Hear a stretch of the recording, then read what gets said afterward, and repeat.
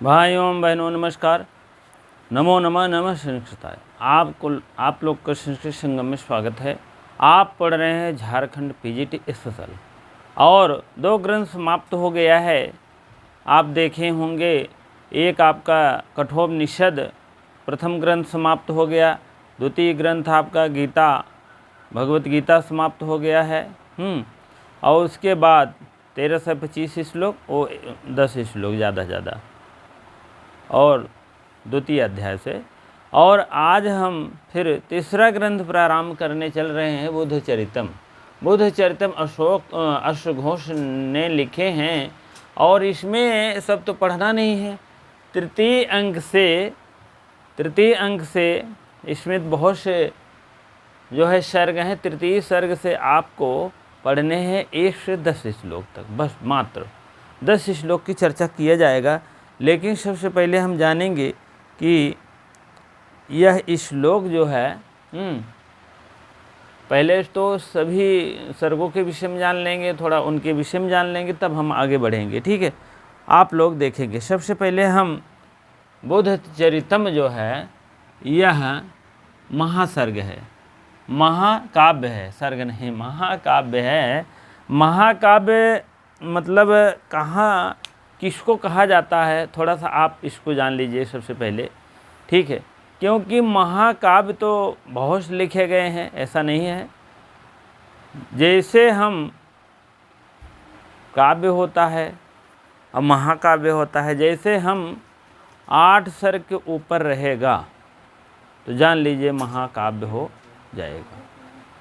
ठीक है, जैसे आपको 1 अंक से 5 अंक तक नाटिका होती है और 5 से 10 अंक तक 5, 6, 7, 8 अंक रहेगा तो नाटक माना जाएगा। अगर 10 अंक रहेगा तो क्या माना जाएगा?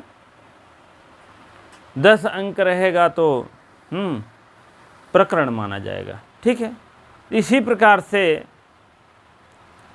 आप देखेंगे इसमें भी काव्य तो बहुत से लिखे गए हैं, लेकिन महाकाव्यों को गणना जो है तो बहुत कम होते हैं। जैसे बहुत से महाकाव्य हैं, तो उसमें आपका यह महाकाव्य 28 सर्गों में वर्णित है, लेकिन मूल रूप से यह 14 सर्ग संस्कृत मिलते हैं और बाकी हिंदी मिलेंगे आपको। ठीक है, अब जो भी रहा होगा, पहले पाली भाषा में रहा होगा या जो भी भाषा में रहा होगा, उसको हिंदी में ले आए। हिंदी के कुछ महाकवि लोग संस्कृत बनाए। अब संस्कृत में जैसे अश्वघोष जी बना रहे हैं, तो इनको कुछ ऐसी परेशानी आई रही होगी, 14 तक बनाए होंगे, उसके बाद नहीं बन पाया होगा। अब जो भी है, लेकिन 14 सर्ग मिलता है संस्कृत में और बाकी हिंदी मिलेगा। और 14 सर्गों में भी कुछ कटौती हो गई है, कहीं कहीं नहीं मिलता है, जानते हैं पुराना ग्रंथ है, नहीं मिल पाता है। तो अश्वघोष ने लिखे हैं बुद्धचरितम। यह महाकाव्य में, इस महाकाव्य में कहने का मतलब जन्म से लेकर के इस महाकाव्य में आपको जन्म से लेकर के निर्वाण तक 28 सर्ग है, लेकिन यह सर्ग 1 से 14 सर्ग तक उपलब्ध है, 1 से 14 सर्ग तक।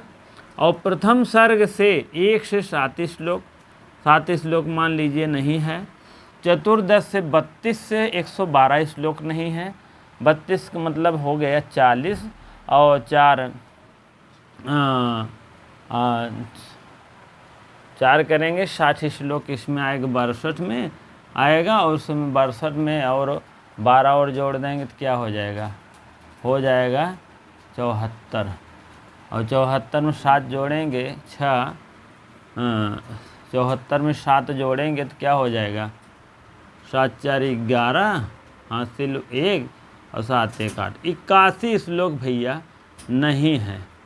81 श्लोक इस सर्ग में नहीं है, क्योंकि आप मान के चलिए 74 श्लोक इसमें नहीं है।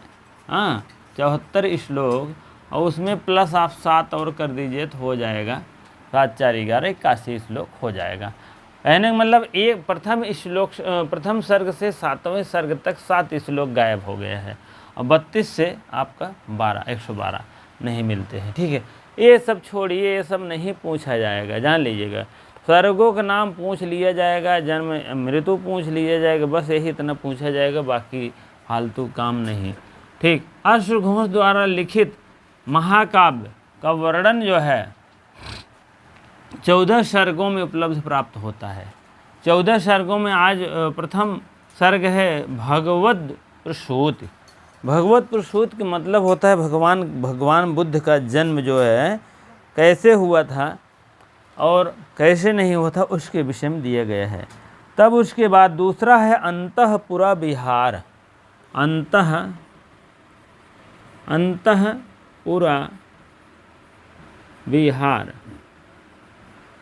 विहार का मतलब होता है बिहार देश नहीं, अंतःपुरवासी उनके जो मतलब राजा तो थे ही, उनके जो राज्य पाठ था, वहाँ का जो मतलब लोकेशन था, राजा का स्थान था, हाँ, जहाँ पैदा हुए थे, वहाँ विहार का मतलब वहाँ पर कैसे जीवन यापन किए थे, क्या आहार विहार किए थे, क्या खेल कूद किए, जो भी है उनके जीवन के विषय में था।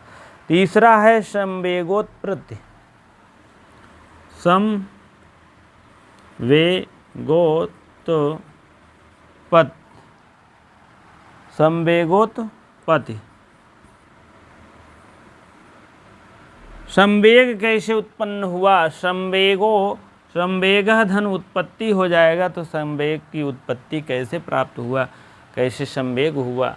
हाँ, अब जैसे राजा तो थे ही, अब जैसे कोई मरा आदमी देख लिए, मृत्यु निश्चित है, हाँ, किसी को दुख हुआ है, दुख का कारण है, दुख का निवारण है, तमाम बातें आती है इसमें। ठीक है, तो आप लोग देखेंगे तीसरा आपका है स्त्री विघातन। चौथा स्त्री विघातन।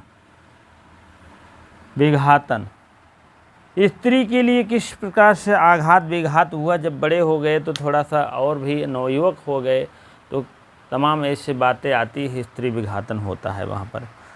अभिनिष्क्रमण पांचवा है, अभिनिष्क्रमण।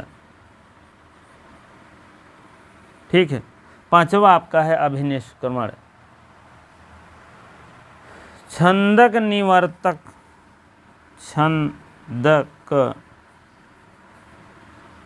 छंदक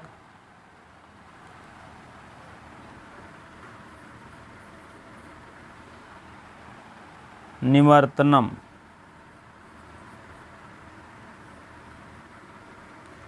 छंदक निवर्तनम आपका है। सातवां है तपोवन में प्रवेश। तपोवन में प्रवेश।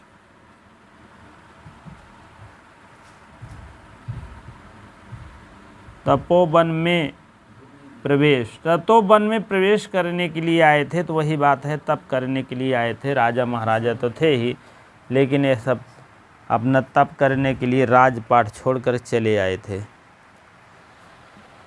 ठीक है, आप लोग सभी लोग लाइव में जुड़ जाएं और फर्स्ट क्लास अपना शेयर वेयर कर दें, और उसके बाद जो है शेयर करने के बाद मित्रों के पास लाइक वो भी कर दें, अपना शेयर कर दें।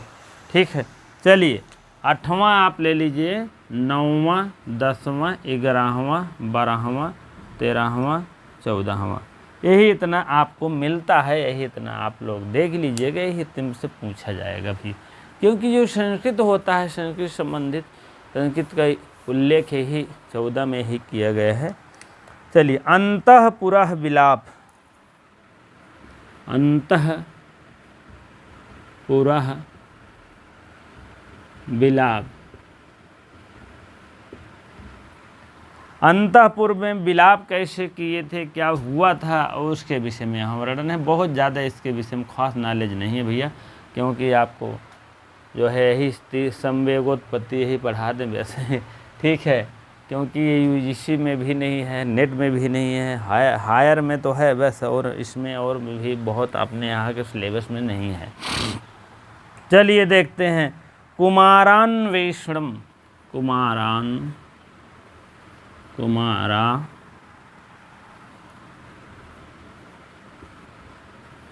बाकी ग्रंथ बहुत झकास मिलेगा, कोई दिक्कत नहीं रहेगी। हाँ, क्योंकि यह 10 श्लोक का माजड़ा है। हाँ, कुमारान अनुवेषण हो जाएगा। ठीक है, 10वां आपका हो जाएगा, 10वां आपका श्रेण भी गमनम। श्रेण भी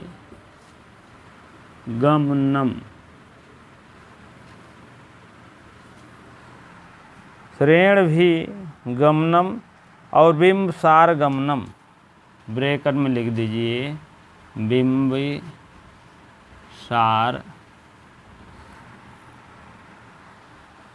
सारा आगमनम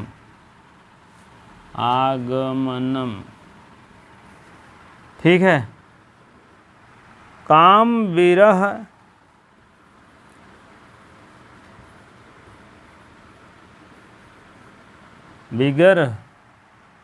विग्रहणम। ठीक है, आपका काम विग्रहणम। 12वां है आपका आराड दर्शनम, 12वां आपका है। ठीक है, 13वां आपका है मार विजय।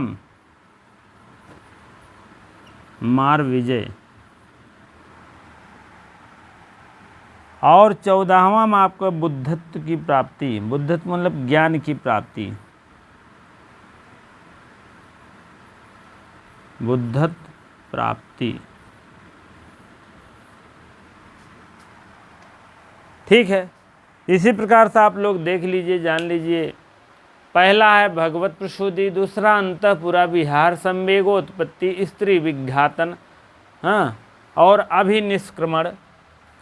अभिनिष्क्रमण, छंदक निवर्तनम, तपोवन में प्रवेश, अंतःपुर में विलाप, कुमारान्वेषणम, श्रेणभिगमनम, बिंबिसार गमनम और काम विग्रहणम, आराड अर्दर्थनम, मार विजयम, बुद्धत्व प्राप्ति। इसी प्रकार से 14 उल्लेख मिलता है संस्कृत में। यही 14 आप देख लीजिएगा, बाकी तो बहुत से उल्लेख है। ठीक है, चलिए हम थोड़ा सा आगे बढ़ते हैं।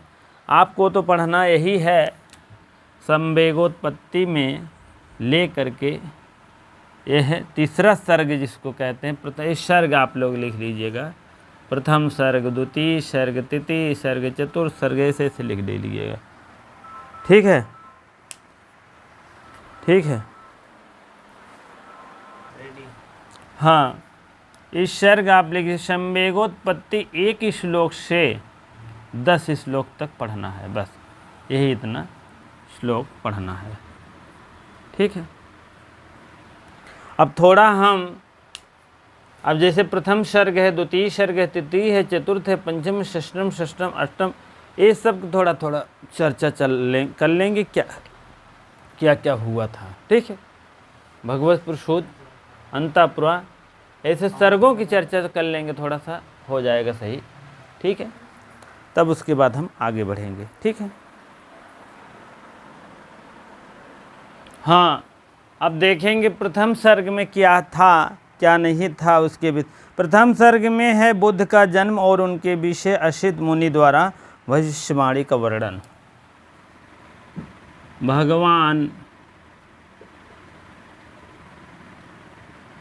बुद्ध का जन्म और असित मुनि की भविष्यवाणी।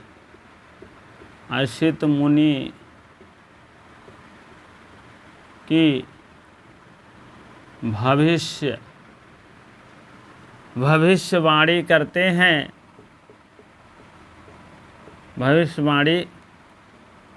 भविष्यवाणी है। भगवान बुद्ध का जन्म और असित मुनि का की भविष्यवाणी, मुनि महाराज भविष्यवाणी देते हैं कि बहुत ये लड़का जो है बहुत जो है धैर्यशील और विवेकशील निकलेगा और बुद्धत्व की प्राप्ति होगी। ये सब मुनि पहले से ही कही थे। ठीक है, भविष्यवाणी का वर्णन लिख दीजिए, वर्णन। ठीक है, अब दूसरे में आप देखेंगे क्या है, पहले में भगवान बुद्ध का जन्म ही होता है, उसके बाद जो है असित मुनि का भविष्यवाणी होता है कि यह जो है यह लड़का बुद्धत्व की प्राप्ति करेगा। हाँ, और दूसरी सर्ग में देख लीजिए, द्वितीय सर्ग, द्वितीय सर्ग, द्वितीय सर्ग में यह है, राजा शुद्धोधन ने अपने पुत्र को, राजा शुद्धोधन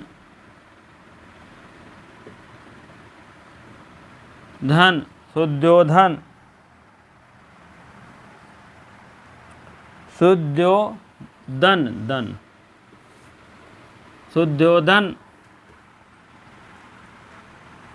कि अपने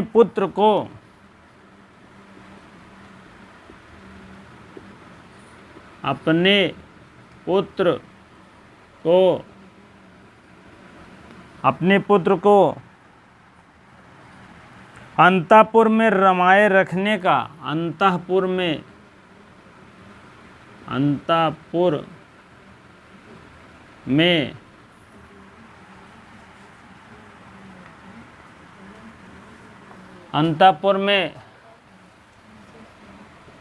रमने का वर्णन। ठीक है, चलिए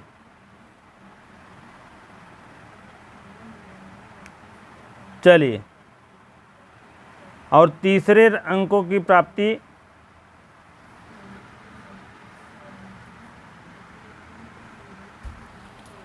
तृतीय सर्गों में, तृतीय सर्ग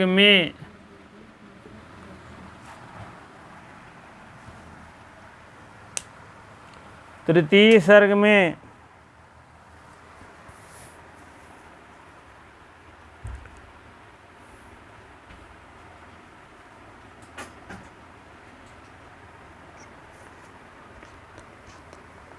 रोगी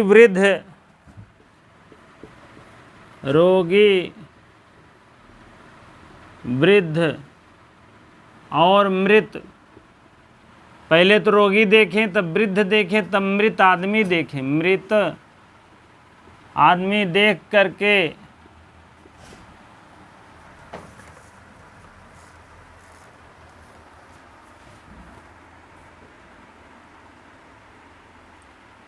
आदमी को देखकर सिद्धार्थ के मन में संवेग उत्पन्न, सिद्धार्थ के मन में संवेग उत्पन्न,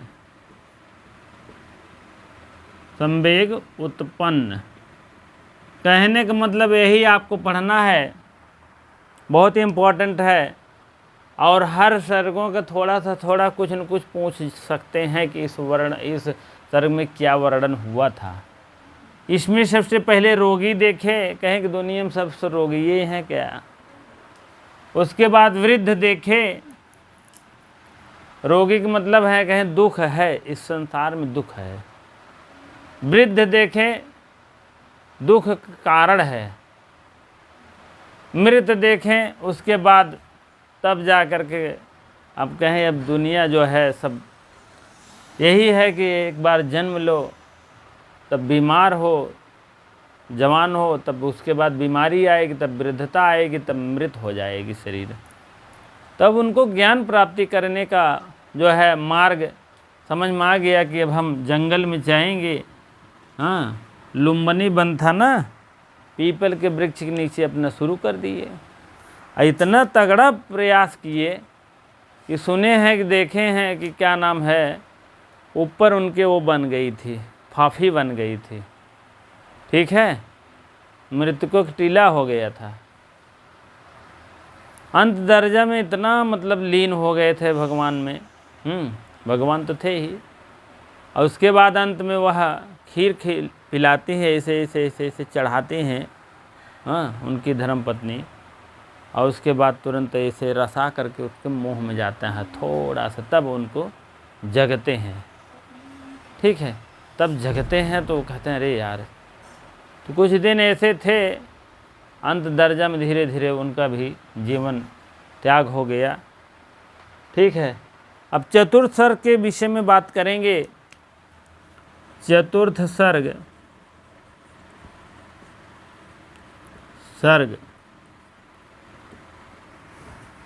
चलिए, हाँ, चतुर्थ सर्ग में देखेंगे। सबसे पहले सर्ग में सुंदर युवतियाँ सिद्धार्थ को रिझाने और भोगों को रमाने का प्रयास निष्फल। इस सर्ग में सुंदर युवतियाँ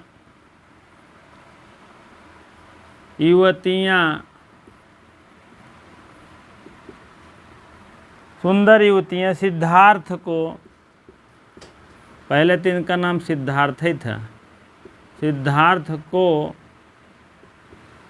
रिझाने का प्रयास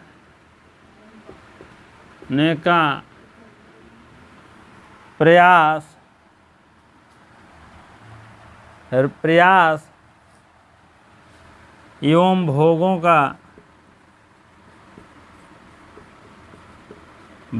को रमाने का प्रयास निष्फल हो जाता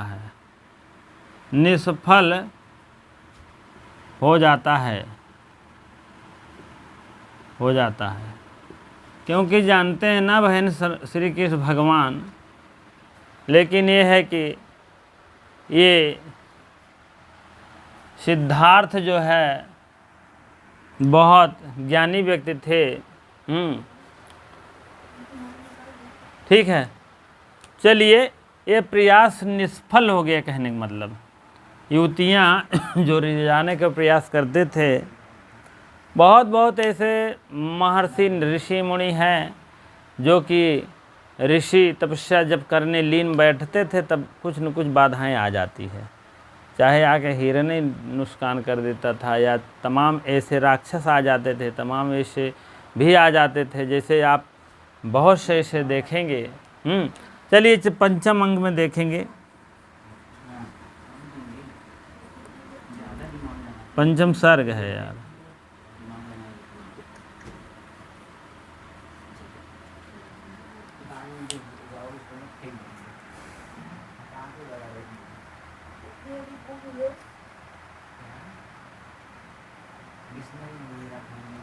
चलिए पंचम सर्ग में देखते हैं। इस सर्ग महा भी निष्क्रमण प्राप्त होता है, महा भी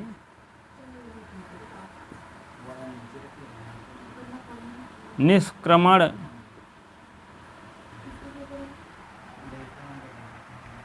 अत्यंत उदात्त होता है, अत्यंत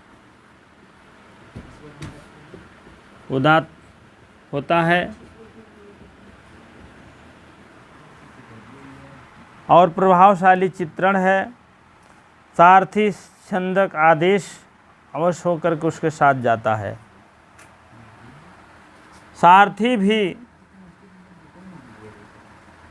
सारथी जानते हैं,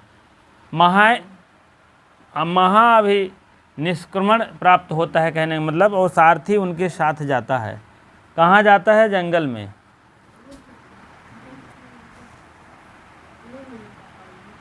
सारथी छंदक उनके आदेश से, सारथी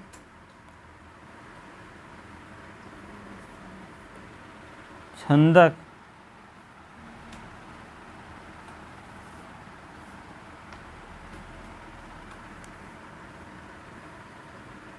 उनके आदेश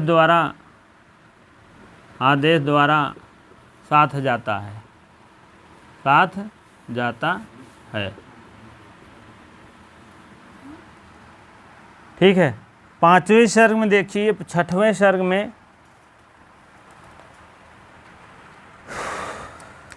6वें सर्ग देखिए, 6वें सर्ग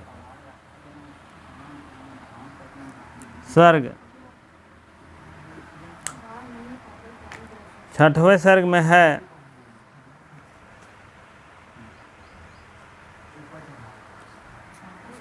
छठवें सर्ग में है, कहाँ गया यार,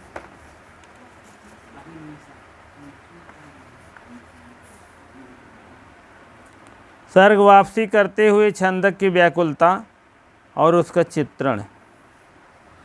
कहने का मतलब है विष्क्रमण से छंदक से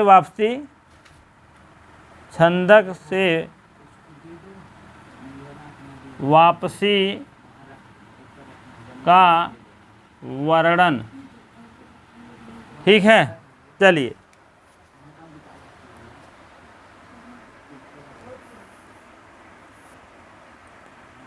वापसी का वर्णन हो गया। अब व्याकुलता व्यथा का करुण चित्रण। व्याकुलता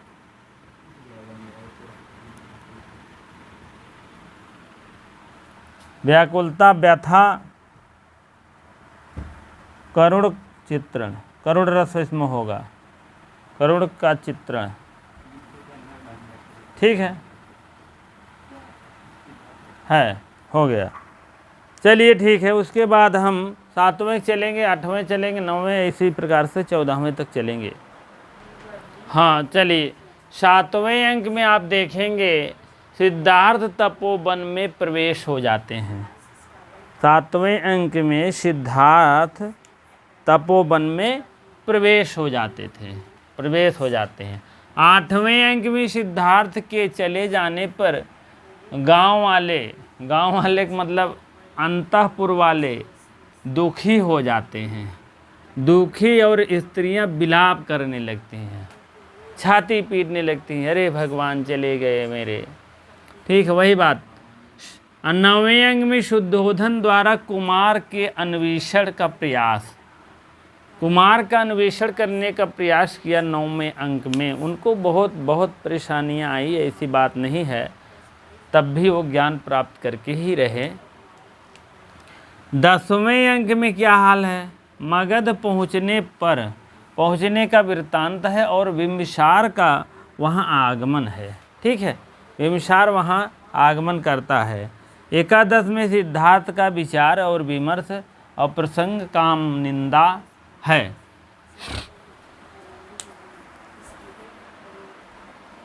चलिए, काम निंदा, सिद्धार्थ विचार विमर्श प्रसंग है और काम निंदा है।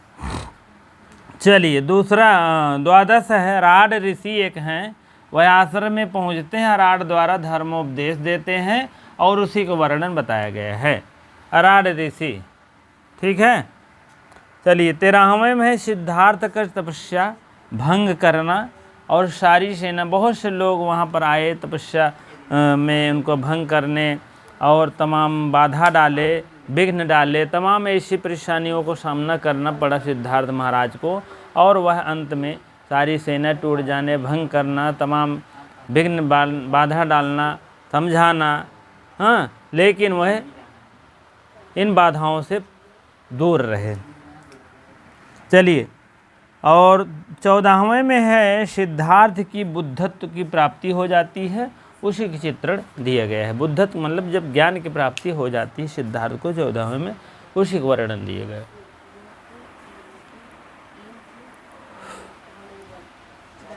चलिए, इसी प्रकार से इतने वर्णन आज आप लोग देख लिए हैं। और आपको मैं बता दूं, इसमें थोड़ा सा ये जान लीजिए, थोड़ा मोटा है हिसाब, जान लीजिए कि क्या इसमें है रस छंद। हाँ, इसमें देखेंगे आप, इसमें देखेंगे नायक गौतम बुद्ध हैं, या गौतम कह सकते हो या बुद्ध भी कह सकते हो। छंद रस है, शांत रस है, लेकिन तृतीय अंक में, चतुर्थ अंक में, पंचम अंक में, सर्ग में श्रृंगार रस पाया जाता है। आपको तृतीय अंक पूछा जाएगा तो उसमें श्रृंगार रस मारिएगा। ठीक है, ठीक है।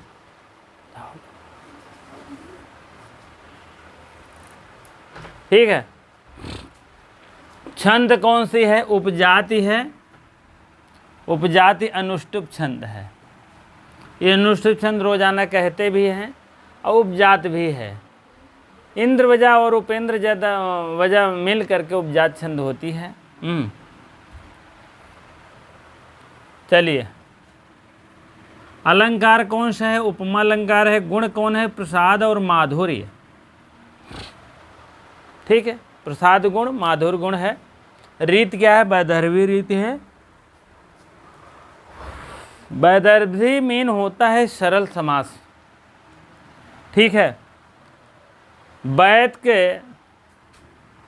ऐसे एक क्लू बताए थे आपको, हम फिर बता दे रहे हैं। वैद के गौड़ी को 5 लाठी मारो। 5, अरे यार आए कि नहीं? लाठी मारे, मारे। ठीक है, वैद से हो गया वैदर्भी, वैदर्भी। हाँ, गौ से हो गया गौड़ी, हो गया गौड़ी। 5 से हो गया पांचाली, और लाठी से लाठी हो गया। ठीक है, और एक और क्लू आप लोग जान लीजिए। वैदर्भी, वैदर्भी और गौड़ी और पांचाली और लाठी, ये चारों है ना।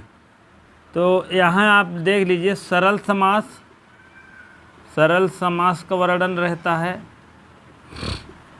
और यहाँ जटिल समास, जटिलता रहती है। बड़े बड़े समास यहाँ से लेकर के एक एक लाइन का वर्णन जब होता है तो गौड़ी समास होता है। कहीं कहीं देखेंगे जटिल समास का वर्णन। और 1 2 3 4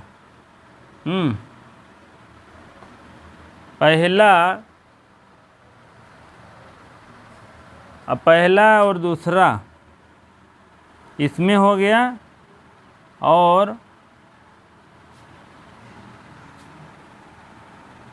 1 3 4 पांचाली का मतलब होता है सरल और जटिल दोनों। सरल जटिल, सरल जटिल दोनों। ठीक है, वैदर्भी और 1 और 2 बराबर 3, वैदर्भी और इसका वर्णन इसमें हो गया है। और वैदर्भी और पांचाली का वर्णन आप इसमें जान लीजिएगा। ठीक, ये भी 4 हो रहा है, ये भी 3 हो रहा है। कहने का मतलब पहला और दूसरा सरल समास और जटिल समास का वर्णन इसमें हो गया है, आपका पांचाली हो गया। और प्रथम वैदर्भी और पांचाली मिल करके लाठी हो गया है। सरल, सरल और जटिल, कहने का मतलब जटिल सरल, सरल फिर जटिल फिर सरल। ठीक है, इसी टाइप आप लोग जान लीजिएगा। 1 2 मिलाएंगे 3 हो जाएगा, 1 3 मिलाएंगे 4 हो जाएगा। क्लू जानते रहिएगा तभी नहीं भूलोगे। ठीक है, वैदर्भी गौड़ी पांचाली लाठी। वैद के गौड़ी को 5 लाठी मारे। ठीक, आप ऐसे निकाल लीजिएगा। प्रसाद गुण, माधुर्य गुण, ओज गुण, 3 गुण होते हैं। प्रसाद गुण बहुत अच्छे अच्छे समास होते हैं, माधुर्य भी, हाँ, और ओज भी। ठीक है, ये सब बताए हैं। आप देखेंगे अलंकार में, आप काव्य प्रकाश में देखेंगे तो वहाँ विस्तृत वर्णन किया गया है। ठीक है, चलिए अब हम थोड़ा आगे चलते हैं। अब नायक नायिका के विषय में हो गया है, नायिका फायिका नहीं है यहाँ। और उसके बाद आपको थोड़ा सा और आगे ले चल रहे हैं। ठीक है, सर्गों के विषय। हाँ चलिए, भगवान बुद्ध का जन्म जीवन वृत्त देख लीजिए। इनका जन्म 563 ईसा पूर्व में BC में हुआ था, और मृत्यु 483 में हुआ था। थोड़ा उल्टा होता है। ठीक है, और अन्य नाम इनका है गौतम और सिद्धार्थ और सर्वार्थ सिद्ध। ठीक है, इनका जन्म कहाँ हुआ था? लुम्बिनी में हुआ था, नामक वन में हुआ था, और लुम्बिनी नामक वन। और पिता कौन थे? शुद्धोधन थे, और राजा थे, कहाँ के थे? कपिलवस्तु के राजा थे। माता इनकी नाम माया नाम था, और पत्नी यशोधरा था। इनका पुत्र राहुल था, राहुल थे इनके पुत्र। और भविष्यवक्ता इनके जो करने वाले थे अशीत मुनि थे। ठीक है, सांख्य गुरु कौन थे? अराड थे। और ये सेवक छंदक थे, इनकी सेवा करते थे, और घोड़ा का नाम कंथक था। ये तो हो गया भगवान बुद्ध के विषय में जीवन वृत्त। अब इसी पर हम समाप्त करते हैं, और कल हम फिर नेक्स्ट टाइम पर जो है क्या बताएंगे जानते हैं? अश्वघोष के विषय में थोड़ा सा बात करेंगे, थोड़ी सी चर्चा करेंगे। उसके बाद श्लोक नंबर 1 पर आएंगे। ठीक है, कल हम यही चर्चा करेंगे, क्योंकि आज भगवान बुद्ध के विषय में थोड़ा सा वर्णन हो गया है, इनकी जीवनचर्या के विषय में हो गई है, इनके पूरे सर्गों के विषय में वर्णन हो गया है, इनके पूरे उल्लासों के वर्णन, उल्लास तो नहीं है, सर्ग ही है, इनके पूरे एक एक सर्गों का वर्णन कर दिया गया है। अब कल हम और जो है बाकी अब जीवन वृत्त हो गया है, सब कुछ हो गया है, यहाँ से क्वेश्चन बन सकते हैं। ठीक, इनका जन्म कहाँ हुआ? तो लुम्बिनी नामक वन। इनका उपनाम क्या है? सिद्धार्थ है, गौतम है, गौतम बुद्ध है, जो भी कहते हैं। ठीक है, और जन्म क्या है? हाँ, माता का नाम क्या है? पत्नी का क्या नाम है? पुत्र कौन है? इनके भविष्यवाणी कौन करते थे? अशीत किए थे सबसे पहले। हाँ, और इनके गुरु कौन थे? अराड़ थे। सेवक कौन थे? ये सबसे क्वेश्चन बनेगा, इसीलिए मैंने सोचा कि इसका भी निरूपण हो जाए। ठीक है, अब कल हम अश्वघोष के विषय में थोड़ा सा परिचय बता देंगे, और उसके बाद तुरंत आपको हम श्लोक नंबर 1 पर ले चलेंगे। श्लोक नंबर 1 से लेकर 10 तक व्याख्या होगी धीरे धीरे। अब जैसे आज है भाग 1 बन गया है बुद्ध चरितम का, कल भाग 2 बनेगा, कल 3 बनेगा, 4 बनेगा, 5 बनेगा। हाँ, इसमें अब जान लीजिए आपको तृतीय अंक पढ़ना है। तृतीय अंक, अंक नहीं सर्ग, तृतीय सर्ग पढ़ना है। ठीक है, अब हम तृतीय सर्ग के विषय में कल प्रथम श्लोक, थोड़ा सा मंगलाचरण जरूर बताएंगे। मंगलाचरण बहुत पूछा जाता है। नमस्कारात्मक है कि कौन सा है? हाँ, वस्तु निर्देशात्मक है। हाँ, कौन सा मंगलाचरण? पहले तो सबसे पहले हम अश्वघोष के विषय में बताएंगे, तब मंगलाचरण के विषय में बताएंगे, तब श्लोक नंबर तृतीय का 1 पर आएंगे। तृतीय का पहले श्लोक के विषय में व्याख्या करेंगे। ठीक है, इसी प्रकार से आज जो है इतना ही, क्योंकि बहुत से टाइम हो रहा है, बहुत से अभी ज़्यादा टाइम हो रहा है, क्योंकि और भी ग्रंथ इसको करने हैं, इसलिए आपको जो है इतना तक आप रहने दीजिए। उसके बाद तब हम कल हम अश्वघोष के विषय में, उसके बाद मंगलाचरण के विषय में है। हाँ, नमस्कार आत्मक है कि वस्तु निर्देशात्मक है कि हाँ, कौन सा है कौन नहीं, 3 प्रकार के होते हैं मंगलाचरण। उसके बाद जो है तृतीय सर्ग में सबसे पहले 1 श्लोक से 10 श्लोक तक, एक ही दिन में नहीं हो पाएगा, 2-3 दिन लगेगा समय। ठीक है, चलिए इसी प्रकार से इतनी देर वीडियो को लाइक शेयर कर दिया करिए, और अपने मित्रों के पास, दोस्तों के पास बहुत मेहनत होती है। आप क्रम से चल रहे हैं, जान लीजिए एक भी आपको छूटेगा नहीं। थोड़ा सा भले हम टाइम लगेगा लिखने में, हमको प्रॉब्लम हो रही है, लेकिन आपको एक भी नहीं छूटेगा, जान लीजिएगा। दौड़ा कर नहीं पढ़ाऊँगा, चाहे आप समझ लीजिए, चाहे TGT के बैच हो, चाहे PGT हो, चाहे झारखंड हो, सब एक एक अपने ब्लैक बोर्ड पर ही लिख कर ही बताऊंगा। मेरी आदत बन गई है लिखने की, जान लीजिए। हाँ, यह तो उसके बाद अब जैसे हम भी तो ऐसे मोबाइल से पढ़ा सकते, लेकिन उसमें बहुत कम मज़ा आता है, जान, बहुत जल्दबाजी रहेगी, देखेंगे। लेकिन अभी तक प्रयास मेरा यहीं तक है, और भी आएगा, डिजिटल बोर्ड भी और कंप्यूटर नेट्स भी अभी प्रयास है। आप लोग का ऐसे सहयोग रहेगा तो बहुत आगे बढ़ जाएगी मेरी भी संस्था। ऐसी बात नहीं, आपके लिए सब निःशुल्क व्यवस्था है, कोई ऐसी बात नहीं कूद कूद कर पढ़ो, पहला जो है अंक दे देंगे, 10वां दे देंगे, ये सब नहीं, क्रम वाइज आपको मिलेगा। आप मेरी इतना हेल्प करिए कि जो है सब्सक्राइब कर लिया करिए, जो किए हैं तो बहुत बहुत धन्यवाद।